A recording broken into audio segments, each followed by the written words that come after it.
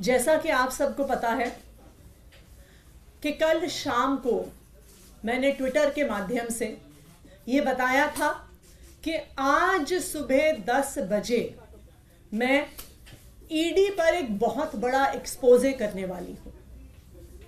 इस एक्सपोजे को रोकने के लिए, आम आदमी पार्टी को डराने के लिए, आम आदमी पार्टी को चुप कराने के लिए आज सुबह 7 बजे से ही आम आदमी पार्टी से जुड़े हुए लोगों के घर पर, आम आदमी पार्टी के नेताओं के घर पर ईडी की रेड शुरू हो गई है। हमारे सांसद और आम आदमी पार्टी के ट्रेजरर एनडी गुप्ता जी के घर पे रेड हो रही है। ऐसा सुनने में आ रहा है कि उनके पीए के घर पे रेड हो रही है। मुख्यमंत्री अरविंद केजरीवाल जी के पीए के घर पे रेड हो रही है। और अभी खबरें आ रही हैं कि शायद आज दिन भर में आम आदमी पार्टी के कई और नेताओं के घर पर ईडी रेड करने वाली है। ये क्या प्रयास है ईडी का? ये क्या प्रयास है भारतीय जनता पार्टी शासित केंद्र सरकार का कि वो अपनी एजेंसीज के माध्यम से आम आदमी पार्टी को डराने की कोशिश कर रही है, धमकाने की कोशिश कर रही है और हमारी बात को दबाने की कोशिश कर रही है। मैं प्रधानमंत्री नरेंद्र मोदी जी को, भारतीय जनता पार्टी को और उनकी एजेंसियों को जो ईडी और सीबीआई हैं, ये बताना चाहती हूं कि आम आदमी पार्टी आपकी धमकियों से डरने वाली नहीं है।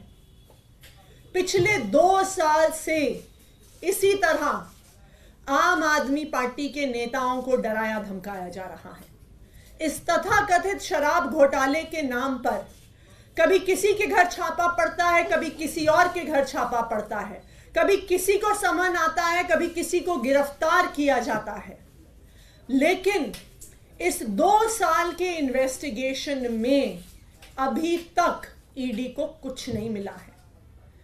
किसी भी क्रिमिनल इन्वेस्टिगेशन में 3 चीजें महत्वपूर्ण होती हैं। सबसे पहले रिकवरी ऑफ मनी, जिसकी लॉन्ड्रिंग हुई है। ED prevention of money laundering act के तहत केस करता है तो सबसे पहली और सबसे जरूरी चीज है कि ईडी को रिकवरी ऑफ मनी करनी पड़ेगी। लेकिन 2 साल में सैकड़ों रेड के बाद भी 1 रुपए की भी रिकवरी ईडी नहीं कर पाई। किसी भी केस में दूसरी महत्वपूर्ण चीज होती है सबूत। लेकिन 2 साल के बाद भी कोई भी पुख्ता सबूत ईडी को नहीं मिला है और ये कोर्ट ने भी बार बार पूछा है कि सबूत सामने रखिए।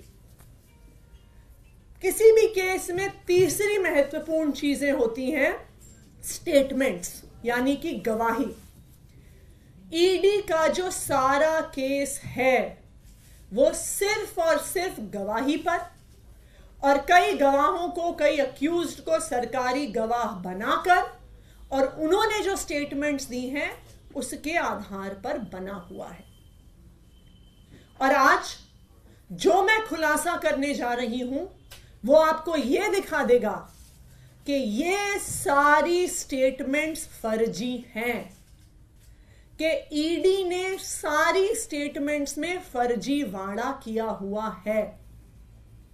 जैसा कि आपको पता है कि जब कई ऐसी स्टेटमेंट्स किसी अक्यूज से, किसी सरकारी गवाह से, किसी विटनेस से ली गई, उसके बाद कई विटनेस सामने आए और उन्होंने ये कहा कि उनसे स्टेटमेंट दबावपूर्वक डलवाया गया, लिखवाया गया। एक विटनेस ने कहा कि उन्होंने, ईडी वालों ने इतनी जोर की थप्पड़ मारा कान पे कि कान की पट्टी फट गई। इस वजह से, इस दबाव में उन्होंने स्टेटमेंट दिया। एक विटनेस ने कहा कि उनको यह कहा गया कि अगर आप नेताओं के खिलाफ बयान नहीं दिया तो हम देखेंगे कि तुम्हारी बेटी कॉलेज कैसे जाती है। एक और विटनेस को डराया गया, उसको कहा कि तेरी बीवी